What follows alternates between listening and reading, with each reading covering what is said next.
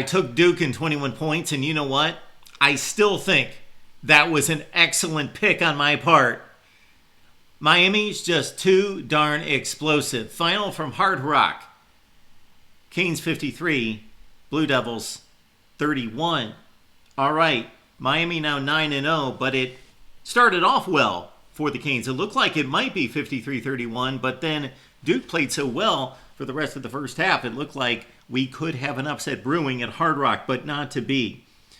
Trey Freeman with a great pass breakup in the first drive of the game for Duke, but Cam Ward on a 3rd and 10 completed to Xavier Restrepo. 7-0 Canes.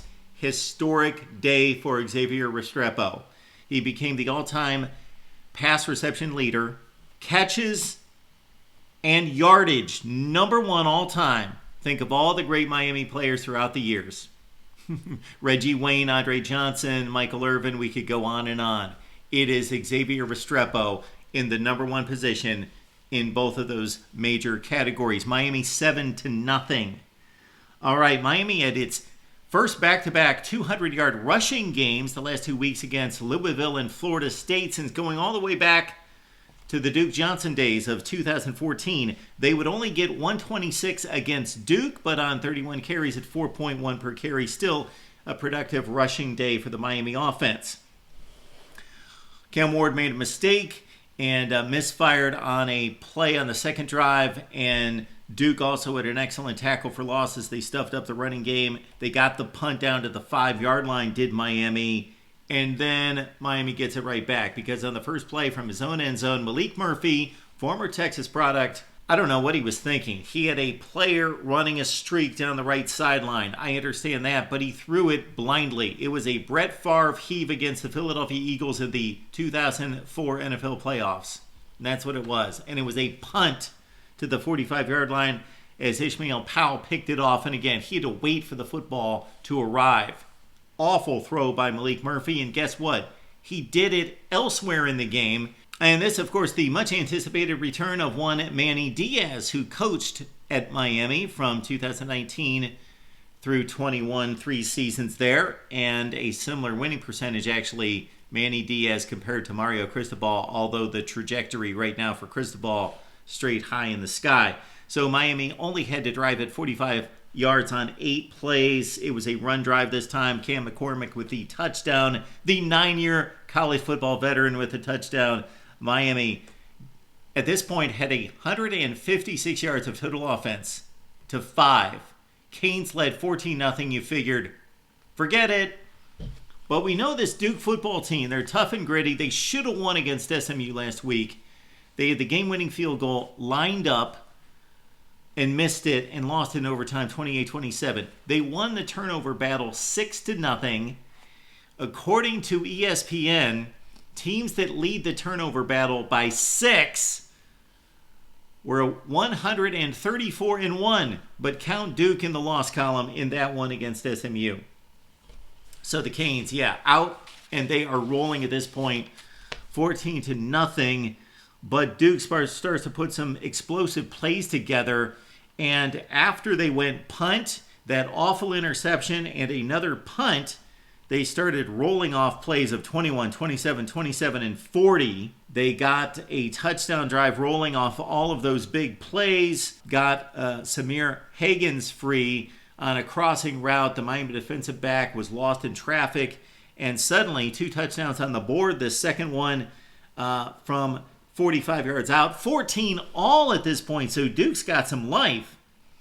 Cam Ward consistently was pulling the Houdini act, but he's been doing that all season. You know what? He's been doing that his entire career. You know what? He's been doing that his entire life, I'm sure. Now, Duke finally did collapse him in the pocket on a 3rd and goal play that forced a field goal that made it 17-14 Miami at this point. So Duke was hanging in this ball game. Certainly, this Duke program, all-time against top 5 opponents, 3-33, had lost 21 consecutive games. Make that 22. They have not defeated a top 5 team since going all the way back to 1960 against Navy. At the beginning of the second half, we had a 17-14 game, and actually Duke took the lead at 21-17. They just kept ripping off these big plays through the air, mostly and on the ground. As you check out the stats right there, Malik Murphy started 1 for 6 with that, again, atrocious interception that he would revisit. But he went on a 10 for 12 run for 183 yards, and Duke led this ball game 28-17. Trailed 14-0, and this was a game of streaks. Miami 14-0, Duke 28-3 run, and then here comes another one, and this would be the one that would finish it off. Jacoby George with a remarkable catch, 4 catches, 74 yards, and Xavier Restrepo again with another excellent reception. The first touchdown grab Restrepo had was off a deflection where Cam Ward was circling around a zillion times, as he is apt to do, and he was pinned against the sideline, and he ripped off a throw in which he was going for another receiver, supposedly, probably, but it deflected off a Duke defender's hands who had the pass breakup lined up, and Restrepo was right there to gain the deflection before it went out of bounds for the 7-0 lead. Restrepo again on this one as he broke free for a long touchdown run. 8 catches for $146 for Restrepo, and again, historically the number one guy in the record books at Miami. Here we go, 28-24 at this point, and Malik Murphy throws up another one up for grabs. It was actually 28-25 because Miami went for 2. Although his wide receiver Jordan Moore did not run through the catch, and O.J. Frederick, the freshman, almost made it like a punt return all the way back to the Duke 38-yard line. And Jacoby George again burns the defensive back in the bunch formation. So Miami lines up 3 wide receivers to the right. They make it look like a screenplay with 2 guys blocking and 1 guy set up for the screenplay. But then the second guy or the third guy rips off with a go route. Cam Ward hits him in stride, and Miami takes the lead at 39-31. Duke's last gasp effort in this one, the last glimpse of hope that they had in stemming the Miami Tide, which again went from 28-17 Duke to Miami closing out on a 36-3 run. That's how explosive this team is. Yes, they have hung on the high wire act a number of times against Virginia Tech and against Cal in particular, but when they get it rolling, wow, check out the South Florida game. It was much like this game where it was slugging around for a while, and then all of a sudden they rip off 5 touchdowns. 5 touchdowns and 6 drives, and the play I was mentioning here previously. Chandler Rivers of Duke made a remarkable interception where Cam Ward, once again, he gets himself into trouble. He was rolling around, flying all over the place, spinning and turning and extending the play, and then he tries to throw the ball all the way across the field. Excellent interception by Chandler Rivers with 10 minutes left, only down 8 points. But this is the one time in the game when it counted that Miami's defense made a stand, forced the 3 and out.